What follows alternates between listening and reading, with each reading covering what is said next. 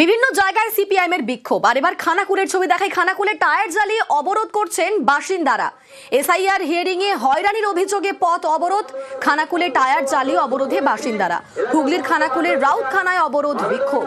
শুনানির নামে লাগাতার হয়রানির অভিযোগ তুলছেন তারা।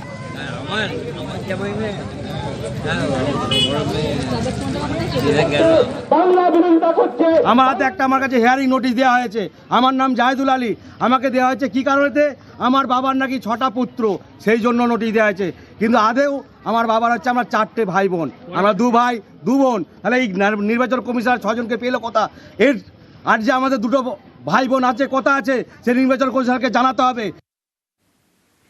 বিভিন্ন জায়গা থেকে বারবার একই অভিযোগ যে বারবার হিয়ারিং এ যেতে হচ্ছে, লাইনে দাঁড়াতে হচ্ছে এবং যার ফলে পেটে টান পড়ছে।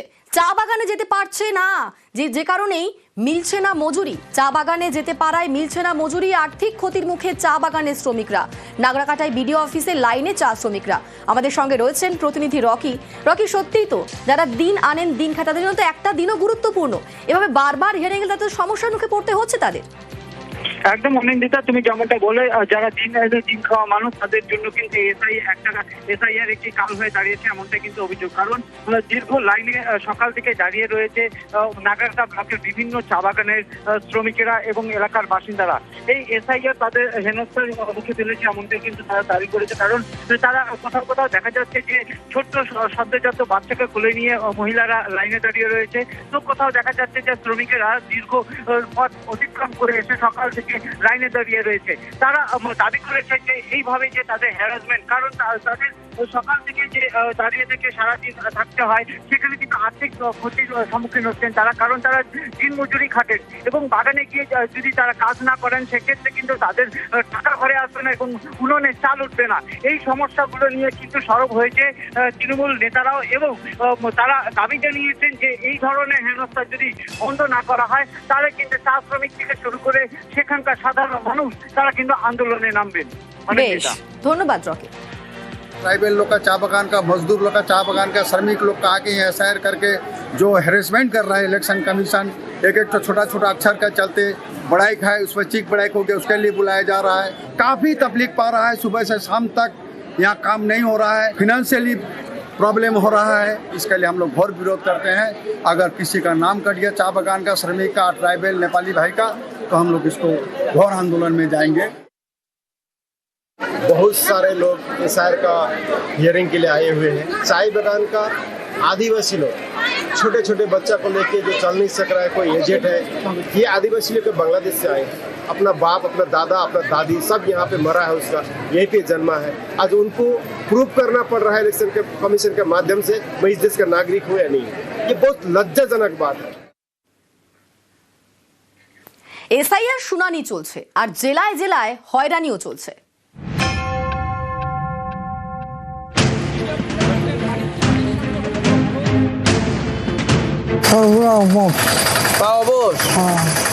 তারপরেও কষ্ট করে এখানে আসতে হলো। ভোলা মহন্ত আলিপুরদুয়ার জংশন এলাকার বাসিন্দা। পরিবার জানিয়েছে বছর 62 এই প্রৌঢ়ের 2 বার স্ট্রোক হয়েছে, একা হাঁটতে পারেন না।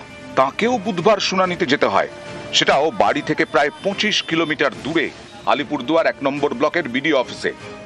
অসুখ হয়েছিল, পরে টরে যায়, বারবার অসুবিধা হয়, হাঁটতে পারে না, চলতে পারে না।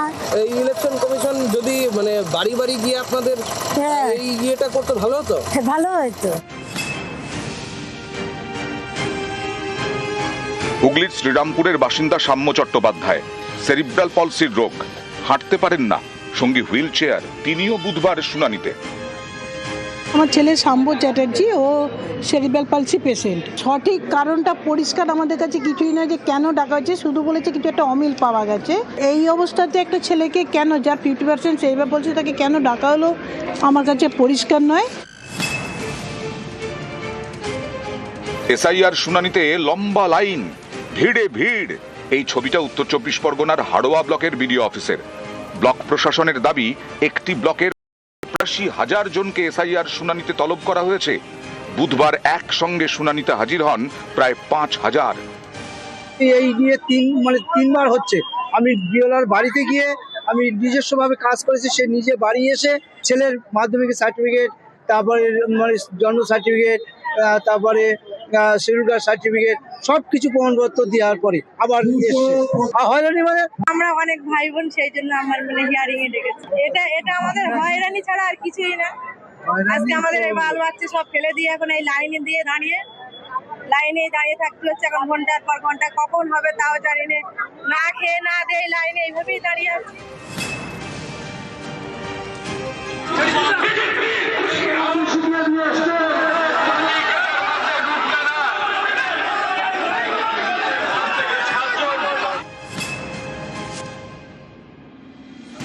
শুনানিতে চলে এসেছেন অনেকে।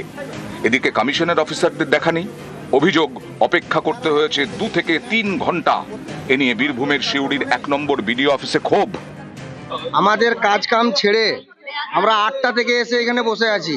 সমস্যা এটাই, ওনারা আসবেন তবে আমাদের কাগজ জমা দিতে হবে, অতক্ষণ না হলে আপনারা বসে থাকুন।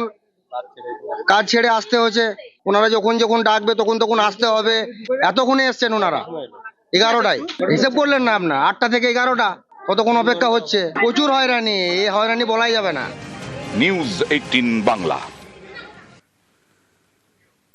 এসআইআর হিয়ারিং আতঙ্কে আবারও আত্মহত্যা। ছেলেদের নামে হিয়ারিং নোটিশ, আত্মঘাতী মা। আত্মঘাতী দক্ষিণ 24 পরগনার কুলপির খালেদা বিবির। প্রৌঢ়ার 4 ছেলের নামে হিয়ারিং নোটিশ। আমাদের সঙ্গে রয়েছেন প্রতিনিধি আনিসুদ্দিন, পরিবার কি বলছে, কি অভিযোগ? একেবারেই দেখো, পরিবারের পক্ষ থেকে যেটা দাবি করা হয়েছে যে কুলপি ব্লকের করঞ্জলি এলাকার যিনি মহিলা খালেদা বিবি, বয়স 50, তার 4 ছেলে এবং 2 বৌমার নামে এসআইআর প্রক্রিয়ার যে হিয়ারিং নোটিশ আসে এবং এরপর থেকেই তিনি চিন্তিত ছিলেন। কারণ একাধিকবার নোটিশ জমা করার পরেও শুনানির জন্য হিয়ারিং নোটিশ যে এসছে তার জন্য কিন্তু তিনি চিন্তিত ছিলেন। এবং গতকাল যখন বাড়িতে কেউ ছিলেন না সেই সময় তিনি কীটনাশক খেয়ে ফেলেন। এরপরেই তাকে উদ্ধার করে স্থানীয় হাসপাতালে নিয়ে গেলে তাকে চিকিৎসকেরা মৃত বলে জানায় এবং তার দেহ উদ্ধার করে ডায়মন্ড হারবার পুলিশ মর্গে পাঠানো হয়েছে ময়নাতদন্তের জন্য। তবে পুলিশ প্রাথমিকভাবে মনে করছে যে এই যে ঘটনা, অর্থাৎ এই যে মহিলার আত্মঘাতী হওয়া, তা কি একেবারেই এসআইআর আতঙ্কে নাকি এর পেছনে অন্য কোনো কারণ রয়েছে তা যেমন খতিয়ে দেখা হচ্ছে। এবং তুমি জানো এর আগেও কিন্তু কুলপিতেই এসআইআর আতঙ্কের মৃত্যুর ঘটনা ঘটেছে এবং এ নিয়ে কিন্তু 2 জনের মৃত্যুর ঘটনা ঘটলো কুলপি বিধানসভা এলাকায়। একেবারে ধন্যবাদ।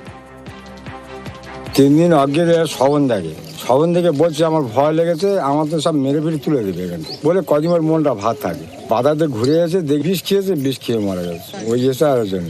এই নোটিশটা এসে সেখান থেকে টেনশন চলতেছে। 4টে ছেলের নোটিশ ফিরে আসার পর থেকে, 2টো বৌমার নোটিশ ফিরে আসার পর থেকে সেখান থেকে উনি চিন্তা করতো, খালি বলতো আমাদের নিয়ে বাংলাদেশে চলে যাবে। হঠাৎ আমরা বাড়িতে কেউ না থাকায় উনি একা সেই চিন্তা করতে করতে বিষ খেয়ে নিজে দিয়ে দিয়েছে। আমরা চাইছি যাতে এই এসআইআর এর জন্য না যেন আরো 5টা মানুষ না যেন এরকম করে, যেরকম আমাদের হারিয়ে গেছে না যেন কারোর এরকম হারিয়ে যায়। একটা পরিবারকে একাধিকবার যখন হিয়ারিং করে, এগুলোর জন্য তো মানুষ বেশি আতঙ্কিত। লজিক্যাল ডিসক্রিপেন্সি যেগুলো ধরা হচ্ছে, ছেলের বয়সের সঙ্গে মায়ের বয়স 15 বছর ফেরাক নেই কেন? যে নির্বাচন কমিশনার বলছে সে তো বিজেপির দালালি করছে। যারা কোনো মানুষের দায়ভার নেয় না তারা এসে বাংলার এইভাবে এসআইআর করে প্রত্যেকটা মানুষকে আজকের আতঙ্কিত, হতাশাগ্রস্ত, কি কাগজের জন্য তারা বাতিল যাবে এগুলো ভেবে এরকম পরপর ঘুরতেই চাচ্ছে গোটা পশ্চিমবাংলা জুড়ে। তারপরেও নির্বাচন কমিশনের কোনো সহানুভূতি নেই।